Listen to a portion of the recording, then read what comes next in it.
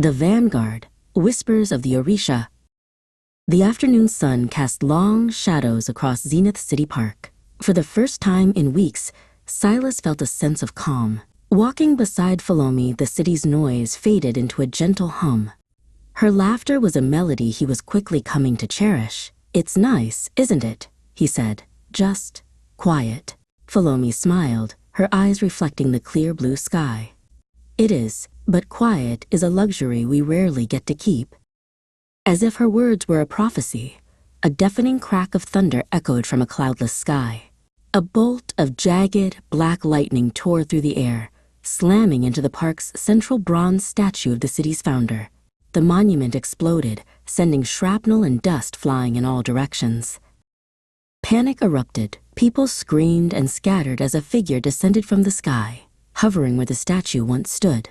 He wore a long, dark cloak and a stark white mask that hid his face. His short, white blonde hair seemed to defy gravity. "Your peace is a fragile illusion," Static's amplified voice boomed across the park. "Get everyone back," Silas yelled to Falomi, his voice cutting through the chaos. He slammed his hands on the ground, and a thick wall of concrete erupted, shielding a group of terrified onlookers from a second blast of dark energy that Static unleashed. The impact sent tremors through the ground. While Silas defended the civilians, Falomi stood her ground. She didn't run or hide. Closing her eyes, she took a deep breath, an impossible island of serenity in the storm of fear.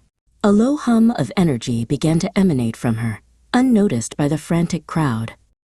Falomi's eyes snapped open, now glowing with a fierce golden light. "You have trespassed on sacred ground," she said, her voice echoing with an ancient power that made the air vibrate. She looked up at Static, a silent challenge passing between them. Silas stared, realizing there was far more to his new friend than he had ever imagined. "A light show? How quaint," Static sneered from above.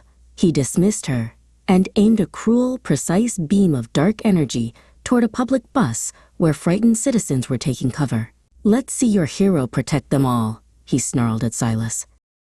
"No," Falomi's voice was a roar of thunder. She threw her arms wide, and the air around her crackled with golden lightning.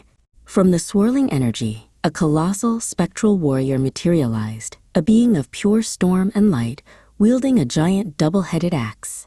The spirit of the Orisha, Shango, let out a silent, earth-shaking roar. Shango swung its mighty axe. It didn't strike Static directly, but unleashed a wave of pure, cleansing lightning that engulfed the villain.